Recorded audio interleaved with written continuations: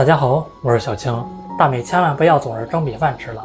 今天分享一道像海绵一样的发糕，不用泡打粉，不粘牙不塌陷，只要家里现成的材料就能做，2分钟教会您。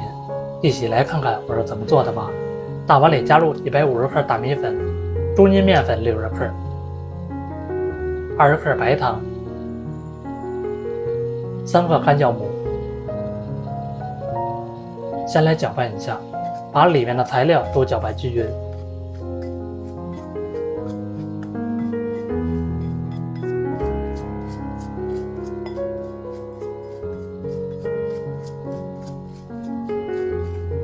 再倒入170克冷水，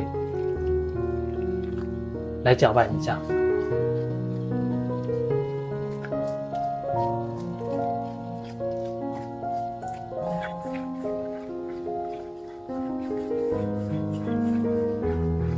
一直调成稍微浓稠一点的米糊就行，大概醒发2倍大。醒发好的米糊里面全是蜂窝气孔，来搅拌一下排气。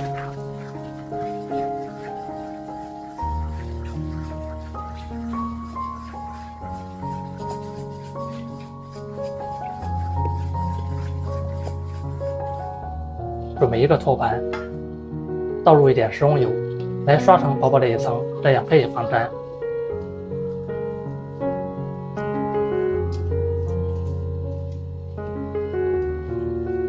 再倒入米糊，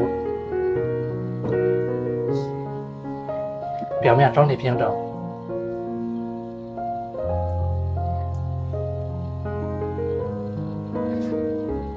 再摆放一层蔓越莓干，不喜欢吃的可以用红枣代替。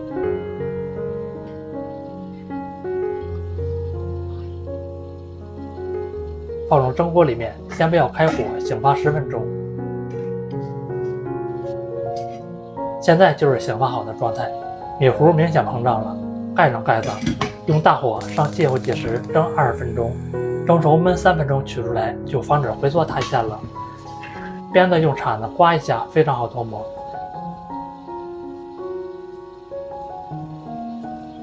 这样做出来的米糕蓬松暄软，就像海绵一样松软，米香味浓郁，不粘牙不塌陷。按照我这样做，比面包蛋糕好吃。